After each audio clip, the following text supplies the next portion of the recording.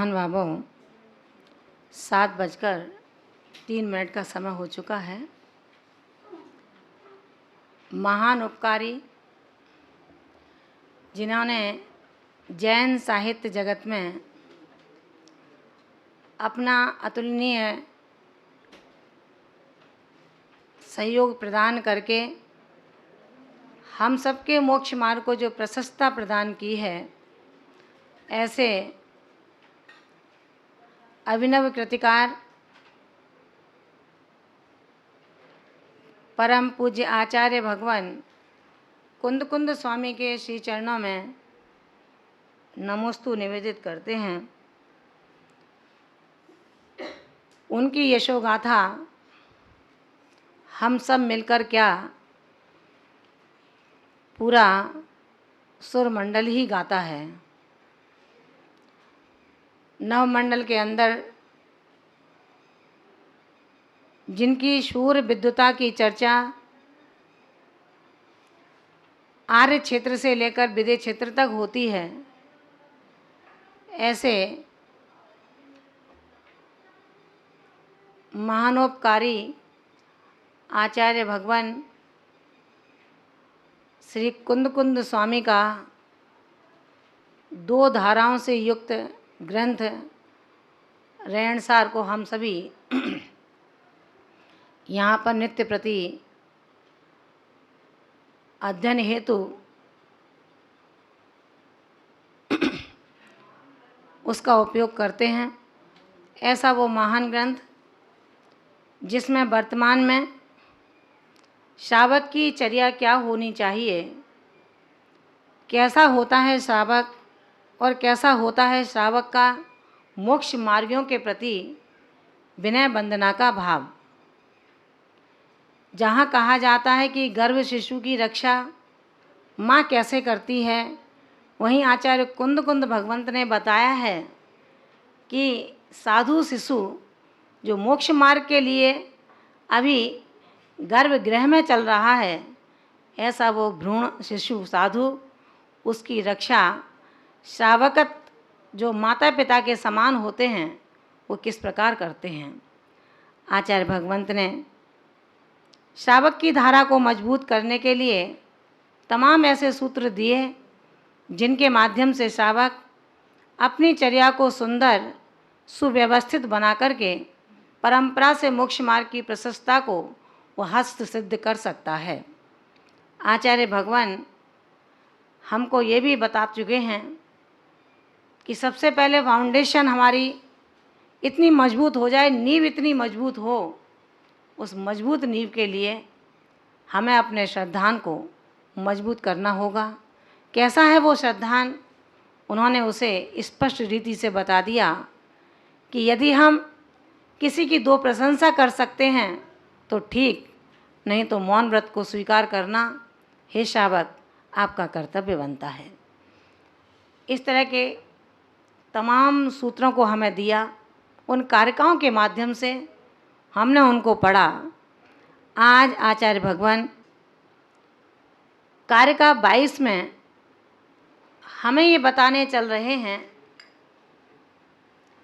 कि हे भोग विलासी श्रावक, यद्यपि सत्य है कि आप अपने भोग के पुण्य का उपयोग कर रहे हैं, लेकिन कहीं ऐसा ना हो उस भोग का उपयोग करते करते सारा पुण्य समाप्त हो जाए, फिर भी तुम्हारे ये चर्म चक्षु खुल ना पाएँ।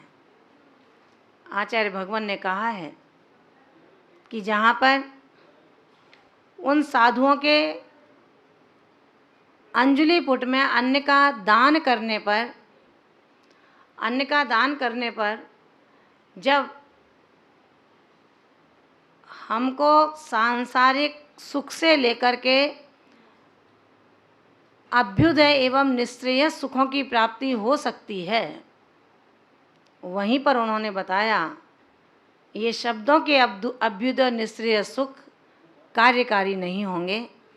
जब तक शक्कर और गुड़ औषधि को हम शब्दों से कहते रहें तो निश्चित रूप से हम अपने रोग का निदान नहीं कर सकते। उस शक्कर का स्वाद नहीं ले सकते। कैसा होता है गुड़ ये बता नहीं सकते, क्योंकि आत्मा उसका स्वयं अनुभव करता है। शब्दातीत है उसके स्वाद की कहानी। इसी तरह से आचार्य भगवान ने कहा कि रे श्रावक, तू इतना भी चतुर मत बन जाना कि आचार्य कुंद कुंद स्वामी ने ही तो कहा है, अंजलि पुट पर अन्न का दान दो और धन्य हो जाओ। उसके साथ ये भी कहा है कि विवेक की धारा को अपने साथ में रखना। साधु को मुझे क्या देना है, किस प्रकार का देना है, किस प्रकार से देना है, कब देना है, आगे देना है या पीछे देना है, किसके बाद क्या हितकारी रहेगा, क्या रहेगा साधु के लिए पथ्य और क्या रहेगा साधु के लिए अपथ्य, जिससे उस रत्नत्रयधारी की प्रतिदिन की साधना में कोई विघ्न ना आए, कोई बाधा ना आए। उसके परिणामों की विशुद्धि तो हो सके मेरे अन्न के दान से, लेकिन उसके परिणामों में स्खलता ना आए। इन सारे बातों को आचार्य कुंद कुंद स्वामी ने बड़ी अच्छी तरह से हम सबके लिए परोसा है। और फिर भी हम अपनी थाली को स्वच्छ ना करें, धूल दूषित थाली में सुंदर भोजन रख लें, तो गलती परोसने वाले की नहीं होती, ये तो गलती जो भोजन कर रहा है उसकी होती है। आचार्य भगवान ने हमें मीठा तीखा हर स्वाद तो दे दिया, फिर भी टेस्ट ना आए अपनी पर्याय की सर्वोत्कृष्टता में, तो आचार्य भगवान भी फिर क्या कर सकेंगे। आज आचार्य भगवान हमें 22वीं कारका में बताते हैं कि ये सत्य है कि आप सेठ हैं, साहूकार हैं, आपके पास धन का अभाव नहीं है, आप अच्छा भोजन करते हैं, भोजन में घी भी दिखना चाहिए, भोजन में मिर्ची भी दिखना चाहिए और भोजन का स्वाद भी अच्छा होना चाहिए। अगर ये भोजन दिखने में अच्छा है और जैसे ही हमारे जिह्वा पर जाता है उसमें सिर्फ मसाले के रूप में सारे मसाले हैं, एक नमक नहीं है, तो शायद जो क्षुधा से त्रसित है, जो क्षुधा से क्षुभित है, ऐसा आत्मा शांत परिणामों से बैठा है। ज्यों ही इस क्षणिक रसना पर स्वाद पहुंचता है, जहाँ शांति थी वहाँ क्रोध उमड़ आता है।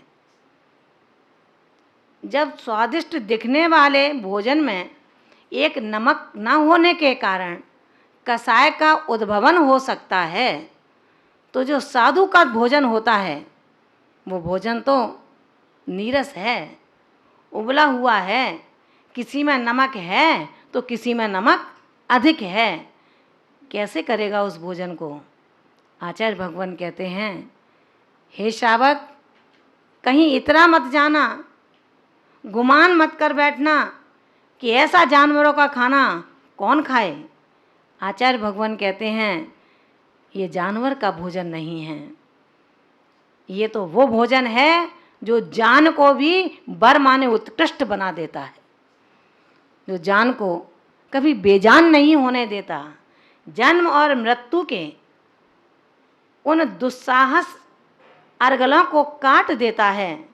ऐसा ये जानदार भोजन जिसका श्रवण सेवन करते हैं और श्रावक नाक और मुंह चढ़ाते हैं। उन्होंने कहा कि पुद्गल को देख करके अपने चैतन्य को क्यों धूमिल करते हो। पुद्गल में वो शक्ति नहीं जो चैतन्य में शक्ति है। थाली लग कर के आई, उसमें सुंदर खीर आई, खीर के अंदर पिस्ता भी है, इलायची भी है, सब कुछ है, देखने में अच्छी है। आप खुश हो जाते हो कि आज खीर बहुत अच्छी लग रही है देखने में, खाते हो तो और खुश होते हो कि आज बहुत स्वादिष्ट खीर है। अरे आत्मन, कैसे हो तुम दोगले? जब खीर को थाली में लगी देखते हो तो खुश हो जाते हो, झूमने लगते हो। वही खीर जब आपके इस पुद्गल से स्पर्शित हो जाती है और मल के रूप में निकलती है तो नाक मुंह चढ़ा लेते हो कि बहुत गंदी बदबू आ रही है। वो खीर का ही तो परिणमन था जिस पर हम इटला रहे थे। वो गुलाब जामुन का ही तो परिणमन था जिसको देख कर के हम खुश हो रहे थे। तेरे शरीर के अंदर इतनी विकृतियां हैं। एक सुंदर गुलाब जामुन जब अंदर चला जाता है तो मल के रूप में बाहर उसका निष्कासन हो जाया करता है। आचार्य भगवान बड़े अच्छी तरह समझा रहे हैं कि हे भव्यात्मा, तू साधु के नीरस भोजन को, उबले भोजन को, रूखे भोजन को, शुष्क भोजन को देख करके कभी नाक मुंह मत सिकोड़ना। कभी मत कहना कि कैसा खाते हैं हमारे दिगंबर साधु। उन साधुओं को भोजन के लिए कोई स्वाद नहीं चाहिए। उनको तो नवदा भक्ति पूर्वक शुद्ध भोजन की आवश्यकता होती है। वो तो अपने गड्ढे को भरते हैं।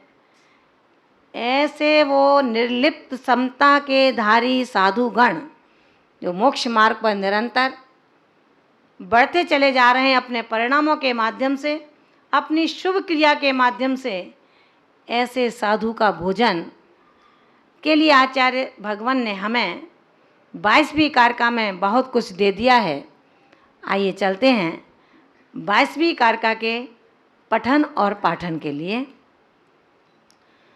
जो मुनि भूत बसे सम,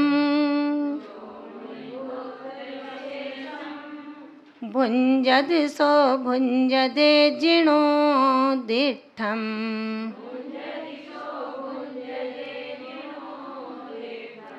संसार सार सौखम, कम सो निबाण वर सौखम,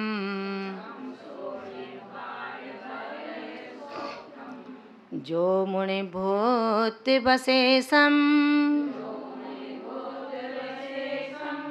भुंजद सो भुंजदे जिणो दिठम,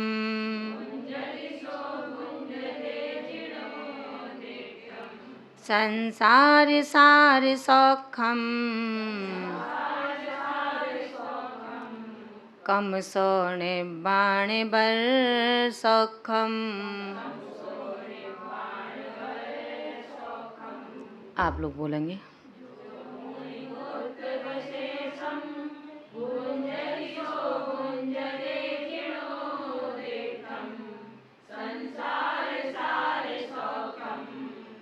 आचार्य भगवान कलिकाल सर्वज्ञ कहकर के जिनको लोग चरण वंदना और महत अर्चना के योग्य समझते हैं, इस कारिका में उन्होंने कहा, यानी कि जो भव्यात्मा, जो पुण्यात्मा, जो श्रावक, मुनि भूत बसेसम, मुनि माने मुनिराज, भूत माने भोजन और अवशेषम माने शेष। जो मुनिराज के आहार के पश्चात अवशिष्ट अन्न को, अवशेष भोजन को पवित्र मानकर भुंजद भोगता है, खाता है, अपना सेवनीय पदार्थ समझता है, सो माने वह संसार सार सौखम, वह संसार के सारभूत सुखों को और कमसो क्रम से निर्वाण बरम सौखम, निर्वाण के बरम माने उत्तम सुख को भुंजदे भोगता है। ऐसा जिणोदिट्ठम जिनेन्द्र देव ने कहा है। कुंद स्वामी महान विद्वान जिनका नमस्कार आर्य खंड से, भरत क्षेत्र से और विदेह क्षेत्र में पहुंच रहा हो, जिनके ज्ञान की कोई सानी ना हो, ऐसे कुंद भगवंत भी प्रमाण देते हैं। उन्होंने कहीं नहीं लिखा कि मैं कहता हूँ, उन्होंने कहा कि जिणु दिट्ठम, जैसा जिनेंद्र देव ने कहा है। अपन क्या करते हैं? ओवर राइटिंग कर देते हैं, जो लिखा है उसको मिटा देते हैं, जो नहीं लिखा उसको लिख देते हैं। याद रखना, ये रैन सार है, रत्नों का सार है।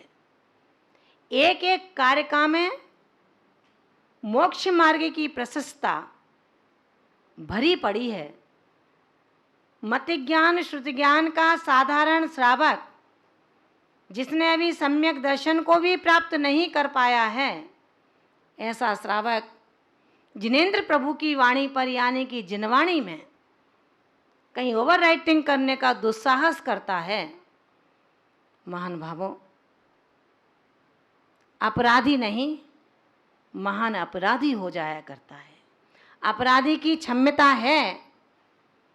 कानून जो व्यवहार का है अपने देश के अंदर, वो कानून से फिर भी बच सकते हो, लेकिन जो केवल ज्ञान का कानून है, सीसीटीवी कैमरे जो आज जगह जगह लोगों ने लगा रखे हैं।